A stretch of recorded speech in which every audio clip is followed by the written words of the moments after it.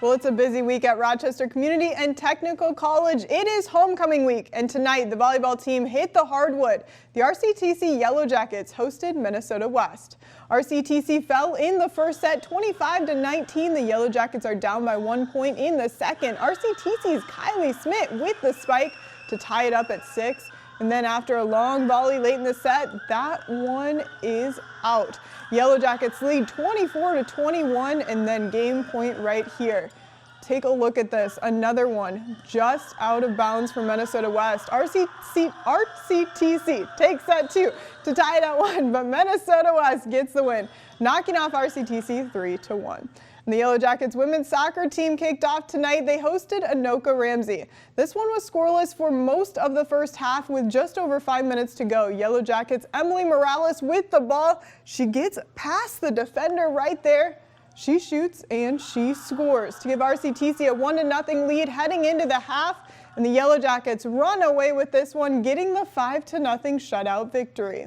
Switching to the turf in college football, the University of Minnesota Golden Gophers are 2-2 so far, coming off a close loss to Northwestern over the weekend.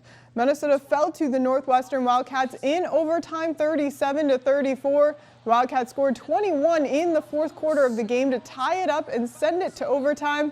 Quarterback Ethan Kaliakmanis went 14 for 19 for 153 yards with 2 touchdowns. Head coach PJ Flack says the loss came down to the lack of detail and execution, especially in that fourth quarter. Every single thing, offense, defense, special teams, there was something from it that answered the question why, all packed within this one quarter. But if we're going to talk about our team quitting or our team not giving their all or not playing hard or thought they had it, that's not it at all. The Golden Gophers are hosting the Louisiana Raging Cajuns on Saturday morning. Kickoff is at 11. And the Iowa Hawkeyes are coming off a shutout loss to the 7th-ranked Penn State Nittany Lions. Penn State handed Iowa its first loss of the season, 31-0. Head coach Kirk Ferentz says there are not many good things to say. About the game. The Hawks just need to stay the course and focus on getting better. And quarterback Cade McNamara says the team has done just that. The guys are well aware of how big of a week this is and everyone felt that on Saturday, and our goal is never to feel that way again. So we've been attacking this week so far very well. The Hawks host the Michigan State Spartans on Saturday night. That one starts at 6:30.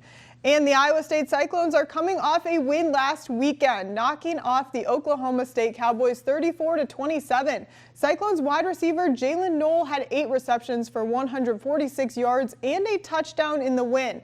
Iowa State's offense is going to need everything to go right this weekend as they face one of the top scoring defenses in the country, the 14th-ranked Oklahoma Sooners. And head coach Matt Campbell says the Cyclones need to play a clean game from the start. We have to take care of Iowa State. We got to have the ability to do all those things, and you got to have a great week in the film room. You got to have a great week to be able to communicate and understand what your job is, because they're going to challenge your job on every play for 60 minutes. The Cyclones are hitting the road to face a tough 14-seeded Oklahoma Sooners team. Kickoff is at 6.